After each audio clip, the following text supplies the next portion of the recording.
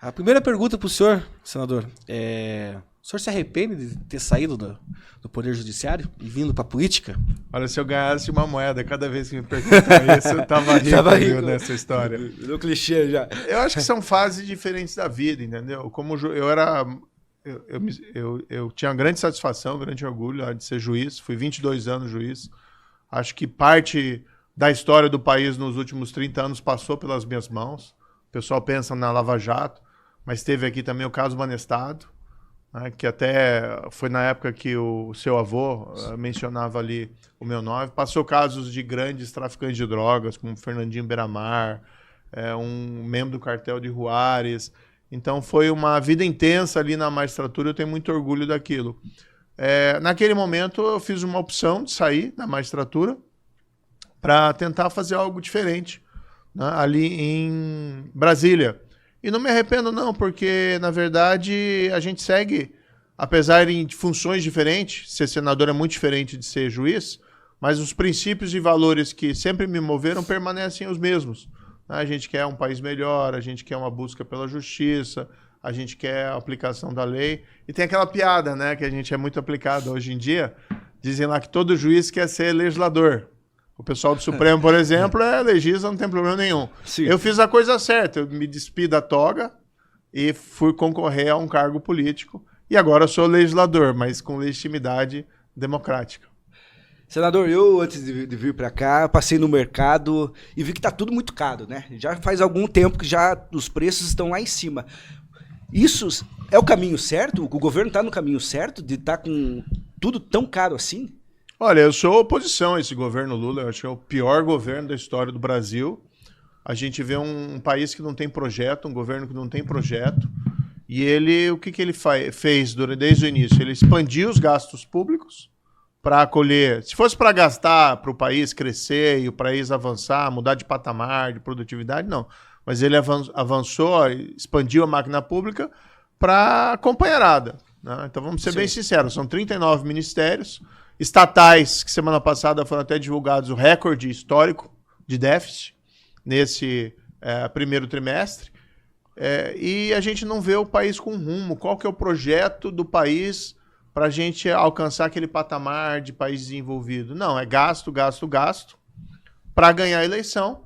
A dívida pública está subindo, e esse descontrole das contas públicas reflete na tentativa de suprir o rombo com um aumento de imposto. Sim. E a sociedade não aguenta mais. Esse IOF, que ninguém conhece muito, né? Tu fala para a pessoa, quando fala em aumentar imposto de renda... Não chega na ponta, né? Quando fala em aumentar o ICMS, as pessoas percebem bem. O IOF cobra dos bancos, mas os bancos repassam o custo ao tomador de crédito.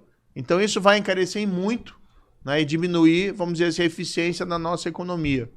O reflexo disso, a longo prazo, é o aumento da dívida pública e o comprometimento futuro do Brasil.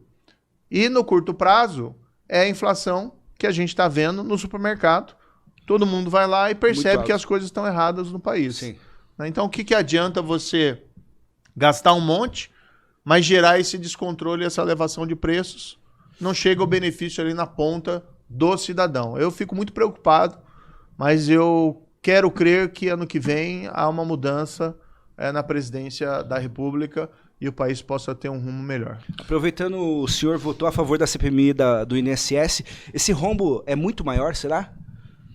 Esse foi um episódio vergonhoso na história da nossa República que...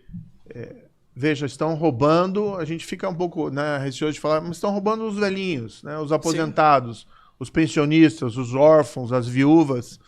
E a escala disso, né, alguém estima em 6 bilhões até de reais. Talvez seja menos, mas que se for 3 bilhões, 2 bilhões, aí são as pessoas mais vulneráveis. Por quê? Eu vi a documentação relacionada a esse fato e se aponta lá que mais de 70% das pessoas que foram vítimas, entrevistadas ali numa amostragem, sequer sabiam que estavam tendo o benefício descontado. Porque hoje ela não recebe mais o extrato Olerite. Ela tem que entrar no meu INSS, no aplicativo. Pessoas de idade, na verdade, que nem tem celular para mexer, não sabe mexer, na verdade. Não sabem, né? Exatamente. Até vale aqui, né, fazer também esse serviço aí ao público. Se você é aposentado e pensionista e acha que não foi vítima, mas não tem certeza, tem que entrar lá no aplicativo do INSS. Se tiver dificuldade, pede para alguém te ajudar para ver o extrato do benefício, para ver se não tem o desconto. Porque esse desconto foi feito sem autorização e era destinado lá aos sindicatos, associações amigas, tá? Historicamente ligados a partidos de esquerda, como a CONTAG, ou, caso até mais grave lá, o vice-presidente Dilma, irmão do presidente Lula. Eu assinei a CPMI, quero estar na CPMI, creio que ela será instalada, a essa promessa do senador Davi Alcolumbre de lê-la na próxima sessão do Congresso, ler o requerimento e daí a instalação. Agora, dentro da CPMI também vai ser uma luta para que haja uma investigação correta, né? E não politicamente direcionada. Quem roubou, seja de governo X ou de Y, que pague. Devolva o dinheiro, na verdade, né? Devolva o dinheiro e vá preso, né?